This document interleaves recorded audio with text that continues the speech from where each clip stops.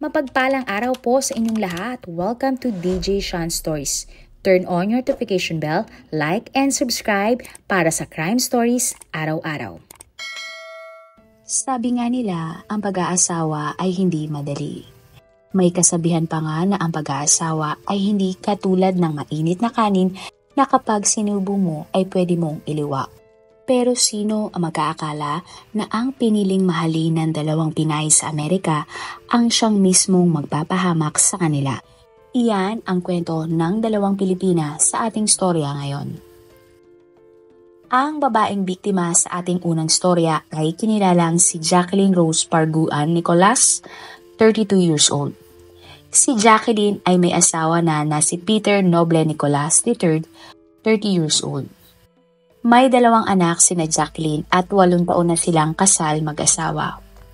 Si Peter ay isang DJ na kilala bilang DJ Pete Mash. Hindi naman na nabanggit pa sa mga balita kung paano nagkakilala sina Jacqueline at Peter. Ang pangyayari.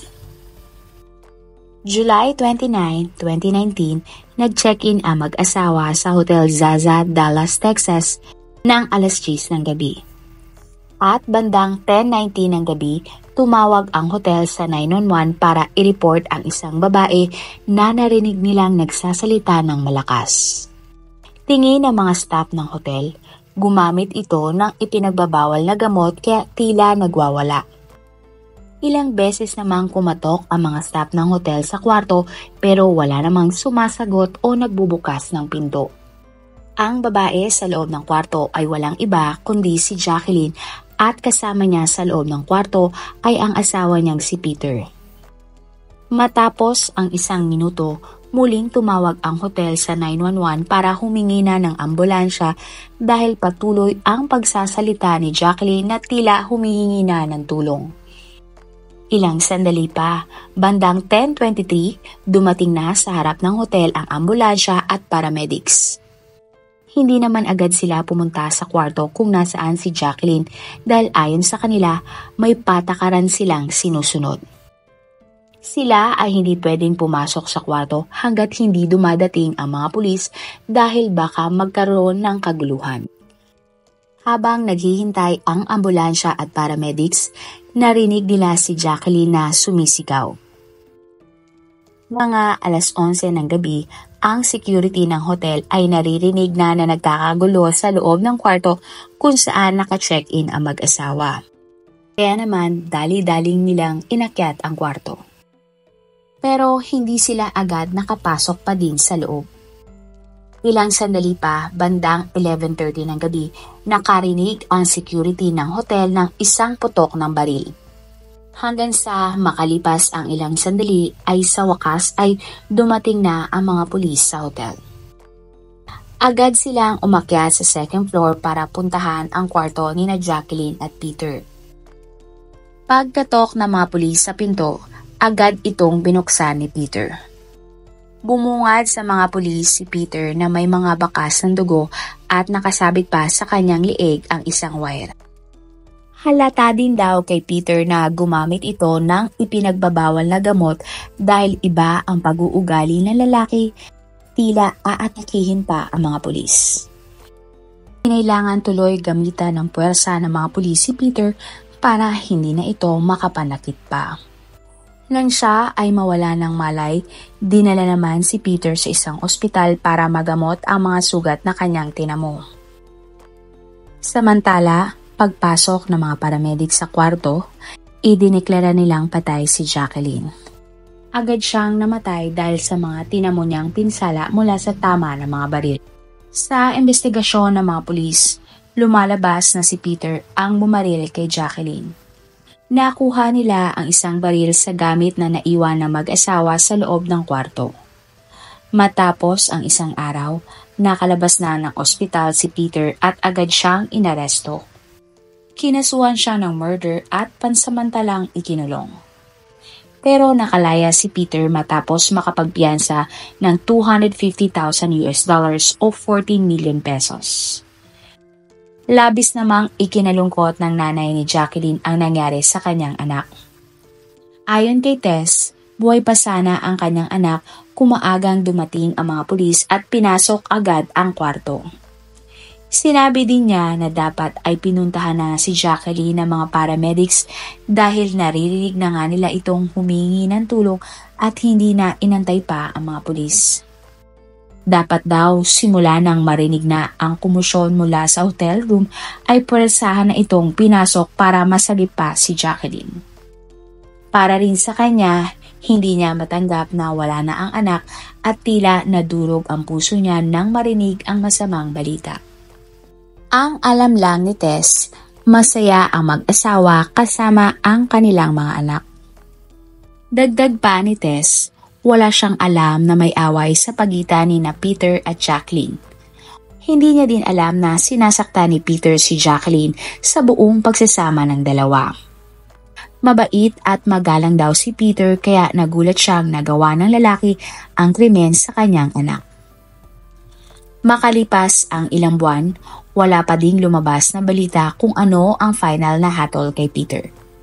Pero makalipas ang 3 taon matapos niyang magawa ang krimen sa dating asawa, June 11, 2022, habang nakapagpiyansa si Peter sa kaso laban sa pagpatay sa asawang si Jacqueline, naaresto siyang muli ng mga pulis para sa panibagong kaso.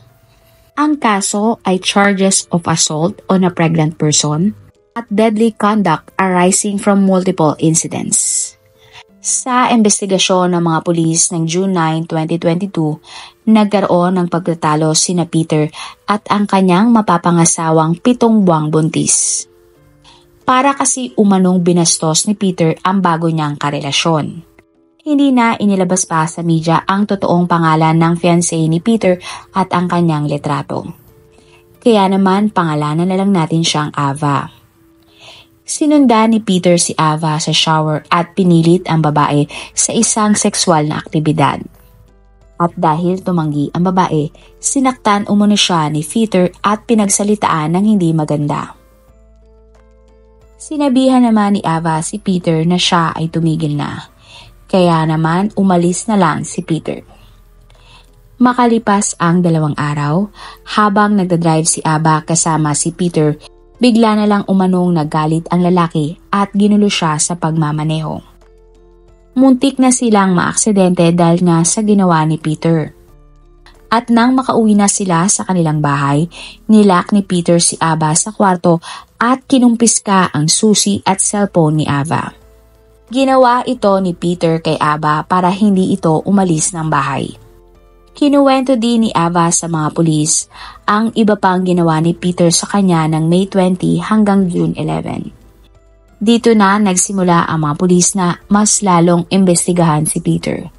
Pero wala namang lumabas ng balita kung ano ang laging lagay ng kasong ito.